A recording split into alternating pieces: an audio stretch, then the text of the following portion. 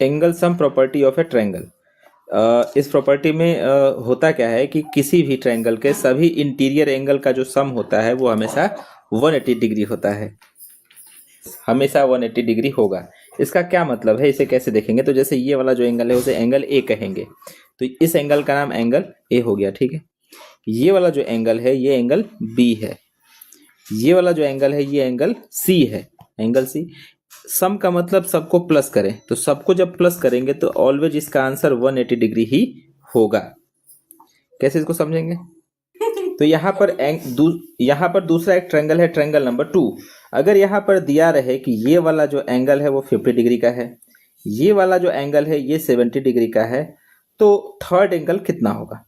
तो third angle की value हमेशा इतनी ही होगी कि तीनों को ऐड करने पर 180 ही आए। मतलब अगर हम पहला एंगल लिखें angle Q plus angle P plus angle R, तो ये ऑलवेज 180 डिग्री ही होगा। कैसे? तो अगर Q देखें तो Q की वैल्यू देखिए यहाँ पर 50 है, तो Q की वैल्यू हो गई 50 डिग्री। और उसके बाद P की वैल्यू 70 है, तो P की वैल्यू हो गई 70 डिग्री।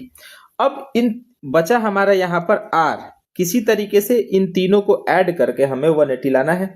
तो 50 प्लस 70 जब आप ऐड करेंगे तो इन दोनों को ऐड करके आएगा 120 डिग्री। इसका मतलब ये जो थर्ड वाला एंगल है कितना रहे कि इन सबको ऐड करके 180 आए, तो 120 में जब आप 60 ऐड करेंगे तो इसकी वैल्यू कितनी हो जाएगी? 60 ऐड करने पर इसकी वैल्यू हो जाएगी 180। इसका मतलब इस एंगल की वैल्यू कितनी हो गई? 60 डिग्री हो गई। ये रहा समझने का तरीका। बाकी अगर हम सॉल्व करना चाहे तो क्वेश्चन सॉल्व करने का मतलब क्या है कि अगर आपसे 2 एंगल गिवन हो और थर्ड एंगल की वैल्यू पूछे कि थर्ड एंगल कितना होगा, तो इसके लिए क्या करेंगे? जैसे दो जो एंगल है उनको ऐड करके, जैसे एंगल Q और एंगल P अगर पता है तो इन दोनों को ऐड कर दीजिए और जो भी आंसर आएगा उसको 180 में से माइनस कर दीजिए, तो जो होगा वही थर्ड वाला एंगल होगा।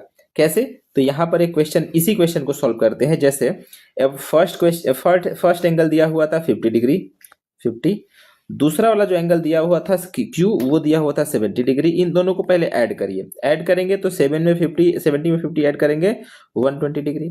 अब थर्ड एंगल की वैल्यू अगर आपको चाहिए तो आप 180 में से इस सम को माइनस कर दीजिए 120 डिग्री, तो ये हमारा आंसर है 60 डिग्री।